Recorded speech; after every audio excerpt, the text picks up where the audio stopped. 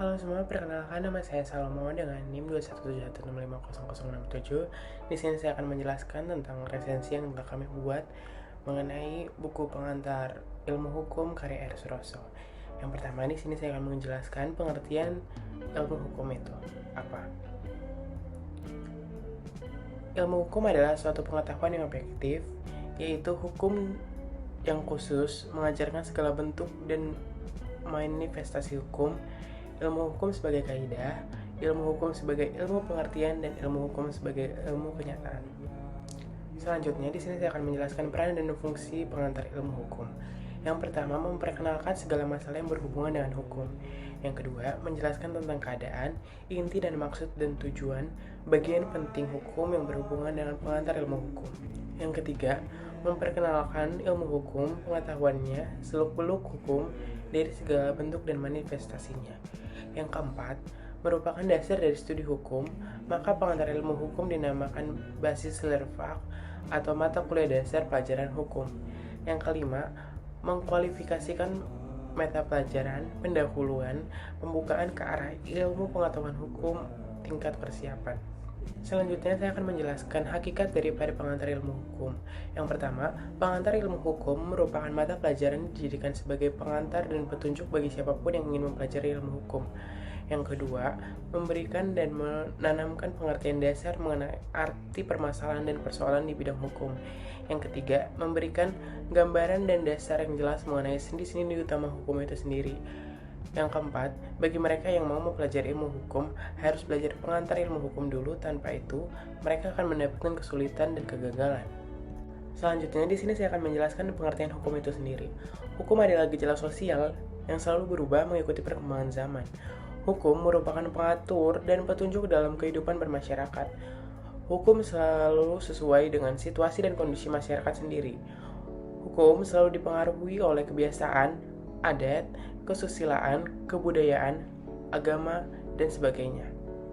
Selanjutnya, peran dan fungsi hukum. Yang pertama, saya akan menjelaskan peran hukum. Peran hukum di dalam masyarakat ada dua, yaitu selama ada masyarakat, sudah pasti ada hukum. Hukum ada di mana dan kapan saja. Dari masyarakat primitif, kuno, sampai sekarang terdapat hukum, maka dari itu hukum berperan dalam masyarakat. Yang kedua, setiap masyarakat pasti punya hubungan kepentingan, maka hukum berperan penting agar hidup aman, tentram, damai, adil, dan makmur. Yang kedua, peran hukum di dalam hubungan pekerjaan. Yang pertama, setiap orang yang bekerja pasti menandatangani kontrak pekerjaan. Yang kedua, setiap pimpinan membuat aturan kerja sesuai dengan UU Perburuan. Yang ketiga, peran hukum di dalam hubungan dengan hak. Yang pertama, seorang pemilik tanah akan menuntut ganti rugi kepada orang yang mengusur tanahnya. Yang kedua, seorang buruh akan menuntut pesangonnya apabila diberhentikan tanpa salah. Selanjutnya, di sini saya akan menjelaskan fungsi hukum. Fungsi hukum itu sendiri adalah yang pertama, sebagai alat pengatur tata tertib hubungan masyarakat. Yang kedua, sarana untuk mewujudkan keadilan sosial lahir dan batin. Yang ketiga, sarana pergerakan pembangunan. Yang keempat, sebagai fungsi kritis. Di sini saya akan menjelaskan tujuan hukum. Tujuan hukum jika dikatakan secara tepat sulit, karena ada yang beranggapan tujuan hukum itu kedamaian, keadilan, kefaedahan, kepentingan hukum, dan sebagainya yang menunjukkan gejala masyarakat. Namun, di sini saya akan memberikan satu contoh tujuan hukum menurut Dr. Widjono Projodikoro SH, mengumumkan bahwa tujuan hukum dalam bukunya yang berjudul Perbuatan Melanggar Hukum, yaitu mengadakan keselamatan, kebahagiaan, dan tata tertib masyarakat. Dalam masyarakat juga hukum memiliki tujuan menghindari keguncangan dalam masyarakat. Selanjutnya, di sini saya akan menjelaskan penggolongan dan klasifikasi hukum. A. Sistematika yang diselaraskan dengan tujuan yang utuh bahwa berlakunya hukum itu selalu bersangkut paut. Yang pertama, berdasarkan sumber dan bentuk, ada hukum tertulis dan hukum tidak tertulis. Yang kedua, berdasarkan kepentingan yang diatur atau dilindunginya, ada hukum privat, hukum politik, dan hukum publik. Yang ketiga, berdasarkan hubungan aturan oknum. Yang pertama ada hukum antar waktu, hukum antar tempat, hukum antar golongan, hukum antar agama, dan hukum privat internasional. Yang keempat, berdasarkan pertaliannya dengan hubungan-hubungan hukum, ada ius constitutum, ius constituendum, hukum objektif dan hukum subjektif. Yang kelima, berdasarkan pelaksanaan sanksi, hukum kaidah, hukum sanksi, hukum memaksa, dan hukum mengatur. B. Penggolongan klasifikasi yang lazim dipergunakan didasarkan pada yang pertama, berdasarkan sumbernya, ada hukum undang-undang, hukum terakat, hukum kebiasaan dan hukum adat, hukum jurisprudensi, dan hukum ilmu. Yang B, berdasarkan daerah kekuasaannya, ada hukum nasional, hukum internasional, dan hukum asing. Berdasarkan kekuatan sanksi, ada hukum paksa, dan ada hukum tambahan. Berdasarkan isinya, yang termasuk dalam hukum publik ialah hukum pidana dan hukum negara, yang termasuk hukum privat, hukum perdata, hukum dagang, dan hukum perselisihan. Berdasarkan fungsi dan pemeliharaan, ada hukum material dan hukum formel. Berdasarkan bentuk, ada hukum tertulis dan hukum tidak tertulis. Berdasarkan wujud, ada hukum objektif dan hukum subjektif.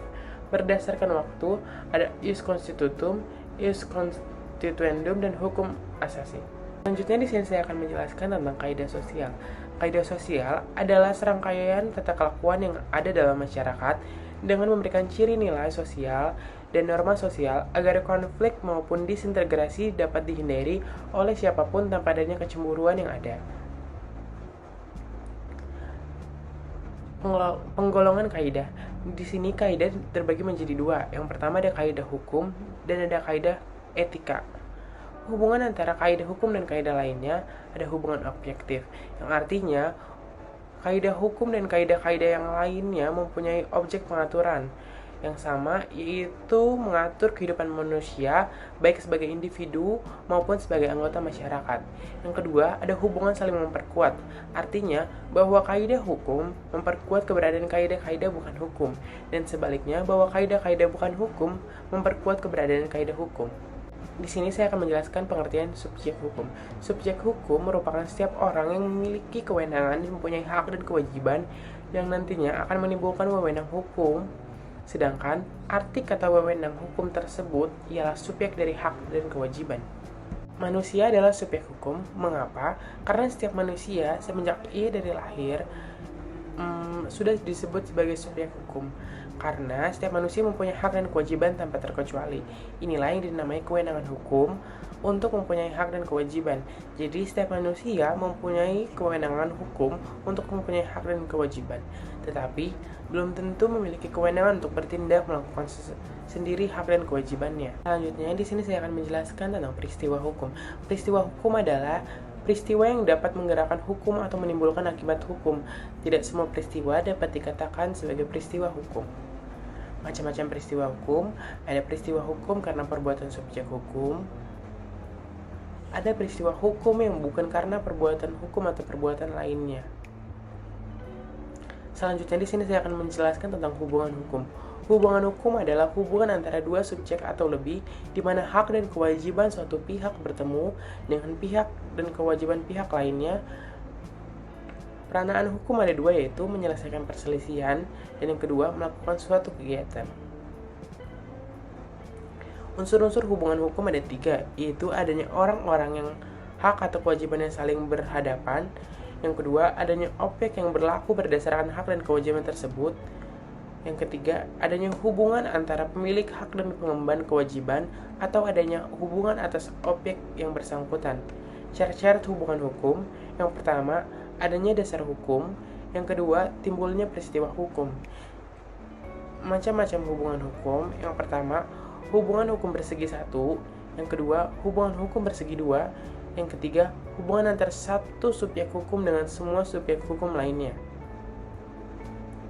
Selanjutnya, di sini saya akan menjelaskan tentang pengertian hak. Hak adalah kewenangan, kekuasaan untuk berbuat sesuatu karena telah ditentukan oleh undang-undang, aturan, dan sejenisnya.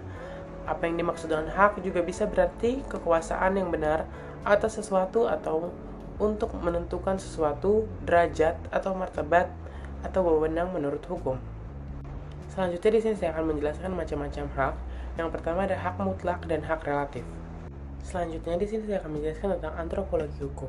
Antropologi hukum adalah satu cabang ilmu pengetahuan yang mempelajari pola-pola sengketa dan penyelesaian pada masyarakat sederhana maupun masyarakat yang mengalami proses perkembangan dan pembangunan. Antropologi hukum mempunyai persamaan dengan sosiologi hukum. Keduanya ingin mengerti dan kemudian bisa menjelaskan fenomena hukum itu, dan bukannya untuk memakai peraturan-peraturan hukum yang konkret untuk mengarahkan tingkah laku manusia. Selanjutnya di sini saya akan menjelaskan pengertian tentang sosiologi hukum. Sosiologi hukum adalah suatu cabang ilmu pengetahuan yang secara empiris dan analitis mempelajari hubungan timbal balik antara hukum sebagai gejala sosial dengan gejala sosial lainnya. Dan di sini saya akan menjelaskan tentang psikologi hukum.